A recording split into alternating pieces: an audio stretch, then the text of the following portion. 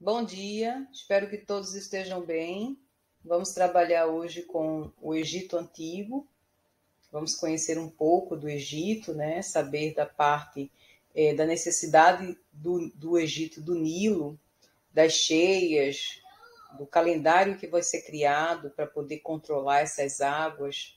Então vamos lá. O Egito foi um reino que se desenvolveu no nordeste da África, numa região naturalmente protegida de invasores pelo deserto do Saara e fertilizada pelo rio Nilo.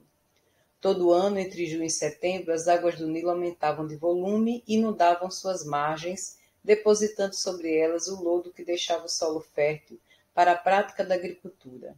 Então, o homem ele vai dominando a natureza com a sua inteligência. Então, ele vai criar um calendário para saber o período dessa chuva intensa, porque a chuva intensa vai fazer com que o rio tenha um volume de água maior, inunda, né, justamente as terras que tinham as plantações, e ele precisava saber disso. E até mesmo porque as pessoas que moravam ali próximas, né, que cuidavam da agricultura, o camponês, precisava saber que o período de chuva eles não conseguiriam ficar ali próximo, eles teriam que sair dali. Então, o que é que acontece a partir daí? A observação, né, e o domínio da natureza vai fazer com que eles criem um calendário e saibam o período de chuva. De junho a setembro chove muito, então nós vamos fazer a nossa plantação depois da chuva e nós vamos colher antes da chuva. Então a gente não perde a nossa plantação, a gente vai tirar as pessoas que moram ao redor do rio, né, que estão próximas a esse rio, levar para a cidade. Então, elas vão fazer o trabalho durante o período não chuvoso, né, que é a plantação, faz a colheita antes da chuva e vai fazer outros trabalhos no período que está chovendo, que o rio transborda e não tem condições de trabalhar na plantação. Então, ela vai fazer as obras públicas para o rei. E aí sim eles conseguem, né, tentar não fazer com que esse rio estrague a sua plantação, como acontecia muitas vezes.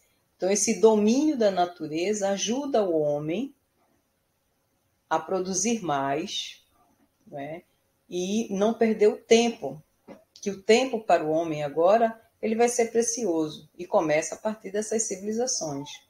Então, as inundações, contudo, podiam ser violentas, arrasando aldeias, destruindo as áreas de cultivo. Além disso, a pequena quantidade de chuvas que caíam na região exigia que seus habitantes levassem água até pontos muito distantes das margens para irrigar as plantações. Então, eles aproveitavam também, né, essas inundações, mas antes disso eles precisavam fazer os canais de irrigações, as barragens, para que quando passasse a chuva eles tivessem água guardada, reservada em algum lugar, para poder continuar tendo, né, durante o restante do ano, dos meses que não tinham chuva, água para a plantação, para os animais, para as pessoas. Então, essa engenharia, eles vão usar, né, a matemática para fazer, né, essa parte das engenharias. Então, a gente vê que a civilização ela vai, na realidade, dominando o conhecimento. E é importante a gente ver que está antes de Cristo e esse conhecimento a gente tem até hoje. Por isso, os egípcios construíram grandes obras hidráulicas para controlar o rio, como barragens, canais de irrigação. No Egito, como na Mesopotâmia, desenvolveu-se uma civilização na qual a vida coletiva girava em torno do controle e do aproveitamento dos recursos hídricos disponíveis, e por isso ela também pode ser considerada uma civilização fluvial. Então aí a gente vê que, parecido com a Mesopotâmia que nós vimos, ela está ligada a um rio. A Mesopotâmia tinha dois rios, tinha o Tigres e Eufrates. Né? O Egito tem o rio Nilo, que é muito importante para o Egito, porque a necessidade do rio, das águas desses rios, é para tudo. E eles tinham que dominar esse rio, né, para poder sobreviver naquela região, onde em em pouco território, em poucas terras, nós tínhamos uma fertilidade, porque o rio estava próximo. Mas distante daquele rio, nós tínhamos terras secas. E eles faziam a engenharia justamente para que essa água chegasse próximo desses lugares. Então, é interessante a gente perceber como o homem, coletivamente, porque sozinho ele não faria nada, o rei, ele consegue fazer com que a população trabalhe em benefício de todos. E esse comando do rei é importante, né? Onde eles escutam o rei, onde eles fazem esse trabalho. E a gente vai ver por quê.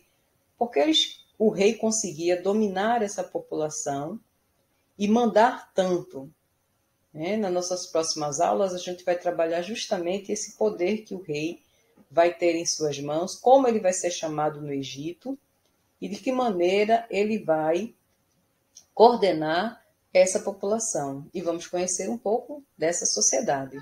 Né? Então, a gente tem um formulário para vocês praticarem, né? Exercerem aí, fazer um exercício do que vocês leram e ouviram. Coloquem o nome de vocês e até a próxima semana. Tchau, tchau.